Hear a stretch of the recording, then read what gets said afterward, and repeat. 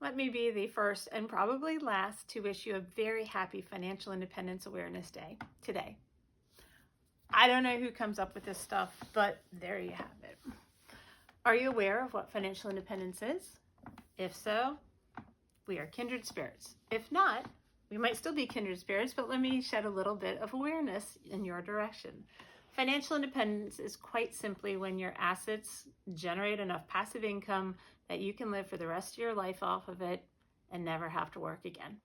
Unless you want to, which is totally optional. And that's one of the beauties of financial independence, is you can do what you want to do. If you love your job, great, keep it up. There's no harm, no foul in that. If you don't love your job, you don't have to do it anymore. You do not have to slog up and down interstate, whatever, I-95, I-5, I-90, whatever. You don't have to do that anymore. Go pursue your passion. And if it pays money, great. And if it doesn't, who cares? Because you're financially independent. Well, let's think about that. So what does that look like? To me, it's simple on the surface, but it takes a lot of soul searching to actually come up with the answers. So first thing you need to do is you need to think about, what is your desired lifestyle? Engineer your life. What's it going to be? Are you a jam in the backyard with friends kind of a person? Or are you more a travel the world in a luxury yacht and stop in every port on every coastal nation? Whatever it is, that's awesome. You do you.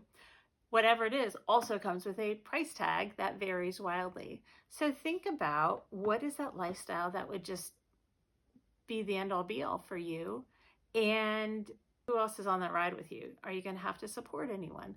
For instance, I still have 3 kids, none of which is in high school yet. So I've got several more years with kids on the payroll, and then there's likely to be college and probably some weddings and who knows what. So, do you have kids? Do you have older parents, families? Like, who are you going to need to support? Who needs to be covered by this passive income?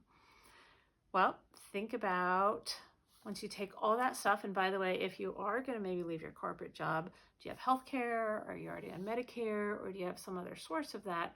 Or do you need to take that into account too? So don't forget some of the little hidden things.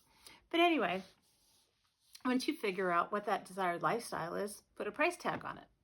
Let's take something somewhat middle of the road modest maybe, and say you've decided you want a $100,000 post-tax lifestyle. Cool.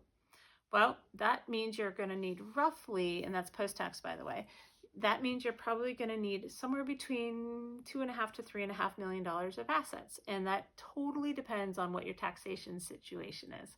If you're old enough that you can be drawing out of IRAs and 401ks, then you may have a very different tax situation than if you're doing all of this in normal, ordinary income post-tax kind of a situation. So 2.5 to 3.5 million would get you that $100,000 post-tax for you to be able to play with without actually cutting into that principal. All right, cool. Well, then the next question is, do you have $2.5 to $3.5 million of assets that can generate income? So do not include your primary residence in that, because unless you're renting out rooms and Airbnb in it, that is not an income producing asset. So it's not helping you in this matter.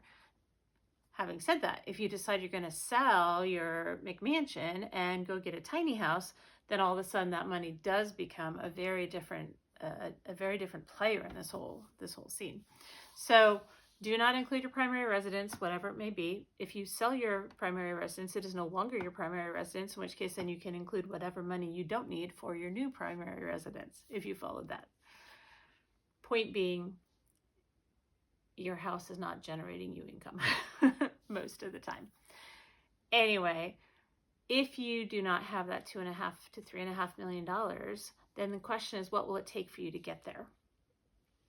How many more years do you need to earn at your current either earning or earning trajectory? Do you need to ask for a raise, or maybe trade in for a different job or get a side hustle to earn more income? Well, maybe not. If you can or cannot do that, then you also need to think about, can you save more? Now, that may be because you spend less, and it may be because you earn more but spend the same, or maybe you earn more and spend less, so you're getting extra savings in there. But the thing is you have to be saving more money, because that is how you buy the seeds of the money tree that then you plant and nurture. And then the money tree grows and it gives you the fruit.